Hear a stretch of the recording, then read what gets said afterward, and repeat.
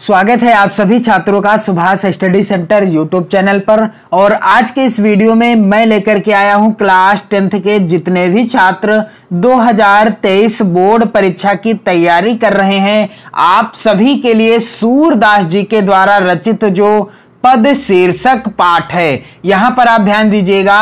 हिंदी काव्य खंड, जी हाँ, हिंदी काव्य खंड का जो वेरी इंपॉर्टेंट पाठ है, यानी वेरी इंपॉर्टेंट चैप्टर है पद शीर्षक। और इस चैप्टर से आपकी बोर्ड परीक्षा में पद्यांश 100% आएगा। इसलिए मैं आपको इस पाठ के यानी सूरदास जी के द्वारा यह पाठ लिखा गया है, रचित है, और इस पाठ के जितने भी पद्यांश हैं सभी से रिलेटेड वीडियो प्रोवाइड करा रहा हूं क्रमशः। आपने यदि ना देखा हो तो आप चैनल की प्लेलिस्ट में देख सकते हैं, अपनी नोट्स बना सकते हैं। मैं आपको एक सलाह देना चाहूंगा कि आप अपनी नोट्स जरूर बनाते रहें, क्योंकि लिखने से आपकी राइटिंग अच्छी होगी, यदि अच्छी है तो और अच्छी हो जाएगी, और साथ ही आपको अच्छे से समझ में आ जाएगा, याद हो जाएगा। क्योंकि जो पद्यांश की व्याख्या करनी होती है उसको आपको रटना नहीं है, बस कुछ चीजों को आपको ध्यान में रखना है। तो 2023 बोर्ड परीक्षा के लिए जितने भी पद्यांश महत्वपूर्ण हैं मैं सभी से रिलेटेड वीडियो क्रमशः प्रोवाइड करा रहा हूं। आप चैनल के साथ जुड़ सकते हैं। और हिंदी विषय का मॉडल पेपर भी प्रोवाइड करा दिया है। सामाजिक विज्ञान विषय के भी महत्वपूर्ण प्रश्न आप देख सकते हो चैनल के साथ जुड़कर। आप यहां पर देख पाएंगे कि सूरदास जी के द्वारा जो पद शीर्षक पाठ है, और यह जो पाठ है इस पाठ का यहां पर वेरी इंपॉर्टेंट पद है। यहां पर पद्यांश क्या है? ऊधो मन ना भये 10-20, एक हुतो सो गयो श्याम संग को अवराधे ईस, इंद्री शिथिल भई के सौ विनु ज्यों देहि विनु शीस, आशा लागी रहत तन श्वासा जीवहि कोटि बरीस, तुम तो सखा श्याम सुंदर के सकल जोग के ईस, सूर हमारे नंद नंदन बिनु और नहीं जगदीश। तो यह पद्यांश आपकी बोर्ड परीक्षा के लिए काफी ज्यादा इंपॉर्टेंट है। और इस पद्यांश का पहला प्रश्न, यहां पर आप ध्यान दीजिएगा, उपर्युक्त पद्यांश का संदर्भ लिखिए।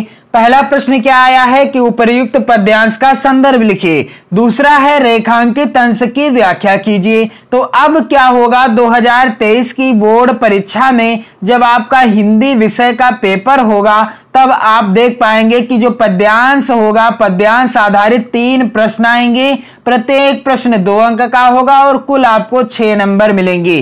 तो इस तरीके के प्रश्न आएंगे। यहां पर अगला प्रश्न क्या है कि निराकार ब्रह्मा की उपासना के संदर्भ में गोपियां उद्धव से क्या कह रही हैं। तो आपको पद्यांश की व्याख्या भी पता होना चाहिए। तो आप चैनल की प्लेलिस्ट में जाएं, वहां पर आपको हिंदी काव्य खंड के जितने भी पद्यांश हैं महत्वपूर्ण सभी की मैंने व्याख्या प्रोवाइड करा रखी है, आप वीडियो देख सकते हो। तो यहां पर आप ध्यान दीजिएगा, पहला प्रश्न क्या है? उपर्युक्त पद्यांश का संदर्भ लिखिए। तो संदर्भ कैसे लिखा जाएगा? इस पाठ के जितने भी पद्यांश हैं सभी का संदर्भ आप सेम इसी तरह से लिख सकते हो। तो यहां पर आप ध्यान दीजिएगा, संदर्भ इस तरीके से अच्छे से आपको हेडिंग डालना है, संदर्भ ब्लैक पेन से आपको लिखना है। एक चीज आप विशेष ध्यान देंगे कि बोर्ड परीक्षा हो या आप अपनी नोट्स बना रहे हो, या अर्धवार्षिक परीक्षा हो या प्री बोर्ड परीक्षा हो, कोई भी परीक्षा हो, आपको काला पेन का इस्तेमाल करना है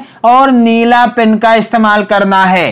हेडिंग डालने के लिए आप स्केच, वो भी काले स्केच का प्रयोग कर सकते हो। आपको अन्य किसी भी कलर पेन का इस्तेमाल नहीं करना है, इस चीज का आप विशेष ध्यान दीजिएगा। और जब आप अपनी OMR सीट को फिल करेंगे उसको आपको काला पेन यानी काला जो बाल पॉइंट पेन होता है उसी का आपको प्रयोग करना है, इस चीज का आप विशेष ध्यान देंगे।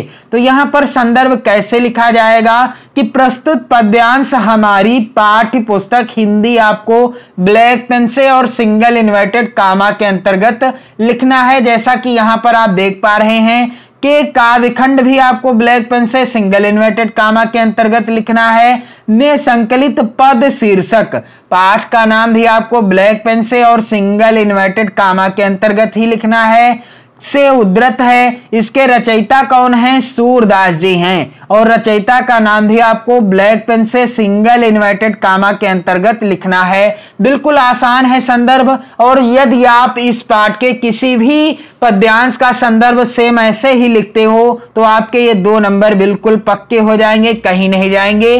प्रस्तुत पद्यांश हमारी पाठ्य पुस्तक हिंदी के काव्य खंड में संकलित पद शीर्षक पाठ से उद्धृत है। इसके रचयिता कौन है? सूरदास जी हैं। संदर्भ लिखने का यह तरीका बिल्कुल आसान है और बिल्कुल सही तरीका है। आपको संदर्भ शार्ट में नहीं लिखना है। कई बार क्या होता है कि आप कभी कभी शार्ट में संदर्भ लिख देते हैं तो इससे आपको ये 2 नंबर नहीं मिलेंगे। संदर्भ आपको अच्छे से लिखना है। क्या काले पेन से लिखना है, क्या नीले पेन से लिखना है, मैंने आपको बता दिया है संदर्भ के अंतर्गत। इसके बाद यहां पर आप ध्यान दीजिएगा, दूसरा प्रश्न क्या है? पद्यांश का रेखांकित अंश की व्याख्या कीजिए। तो अब आपको उसी की व्याख्या करनी होगी पद्यांश के अंतर्गत जो रेखांकित अंश होगा। और यहां पर रेखांकित अंश क्या है? ऊधव मन न भये 10-20, ऊधव मन न भये 10-20। और दूसरी लाइन है यहां पर, एक हुतो सो गयो श्याम संग को अवराधे ईस। ये 2 लाइनें रेखांकित हैं और इन्हीं की आपको व्याख्या लिखनी है। बाकी शेष पद्यांश की व्याख्या आपको नहीं करनी है, यानी पूरे पद्यांश की व्याख्या आपकी बार नहीं करनी है। जो रेखांकित अंश होगा उसी की व्याख्या करनी होगी। जैसा कि गद्यांश में होता है, जो रेखांकित अंश होता है उसी की व्याख्या करनी होती है। तो यहां पर आप इसकी व्याख्या कैसे करेंगे? चलिए मैं आपको आसान शब्दों में बता दूं। ऊधव मन न भये 10-20। जब मथुरा से उद्धव जी गोकुल को जाते हैं और गोपियों से निराकार अर्थात निर्गुण परमात्मा की उपासना करने के लिए कहते हैं, तो गोपियां उद्धव जी से क्या कहती हैं कि हे उद्धव जी, हमारे पास 10-20 हृदय नहीं है। उद्धव मन न भये 10-20 अर्थात हे उद्धव जी, हमारे पास 10-20 हृदय नहीं है, 10-20 मन नहीं है कि उन हृदयों में से किसी एक हृदय का मन आपके द्वारा बताए गए ईश्वर की आराधना में लगा दें। अर्थात मेरे पास, हमारे पास, हम सभी के पास 10-20 मन नहीं है कि जो आप बता रहे हैं निराकार ईश्वर की उपासना करने के लिए आपके बताए गए उस निराकार ईश्वर में अपने मन को, अपने हृदय को लगा दें। एक हुतो सो गयो श्याम संग को अवराधे ईस। गोपियां क्या कहती हैं कि एक हुतो सो गयो श्याम संग को अवराधे ईस।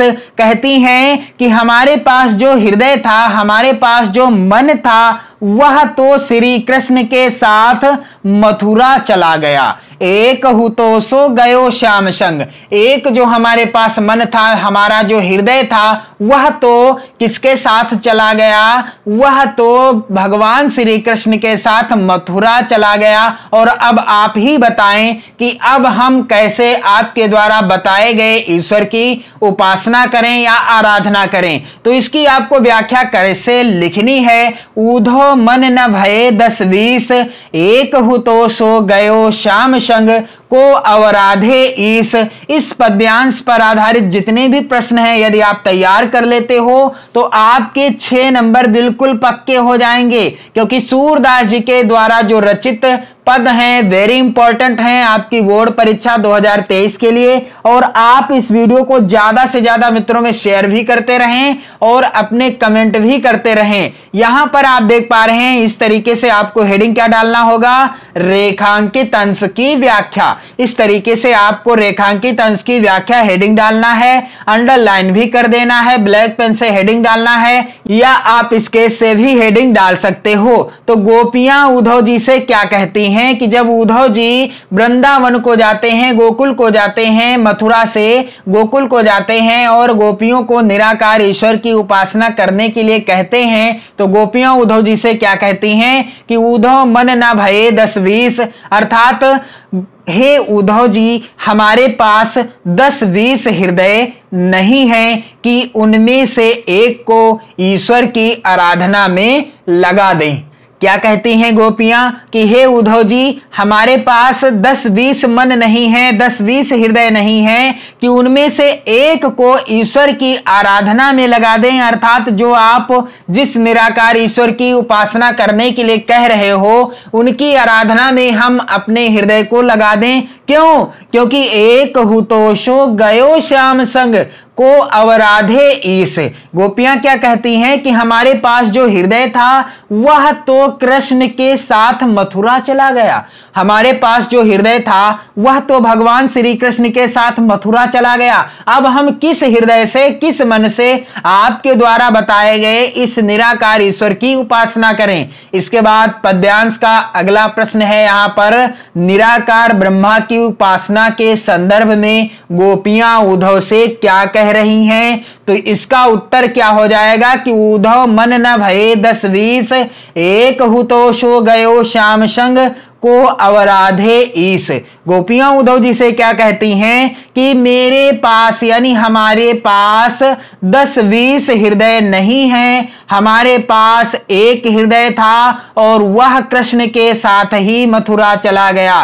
गोपियां क्या कहती हैं कि हमारे पास तो एक हृदय था और वह किसके साथ? श्री कृष्ण भगवान के साथ मथुरा चला गया। अब हम लोग किस मन से निराकार ब्रह्मा की उपासना करें? अब आप ही बताएं कि अब हम लोग किस मन से आपके द्वारा बताए गए निराकार ब्रह्मा की उपासना करें? तो वेरी इंपॉर्टेंट है यह पद्यांश, आपकी बोर्ड परीक्षा के लिए मैंने आपको बता दिया है। आप वीडियो को शेयर कर दें, अपनी नोट्स भी बनाते रहें, पढ़ते रहिए, मस्त रहिए, स्वस्थ रहिए और अपनी नोट्स जरूर बनाते रहिए। बोर्ड परीक्षा की बेहतर तैयारी करते रहिए। जय हिंद।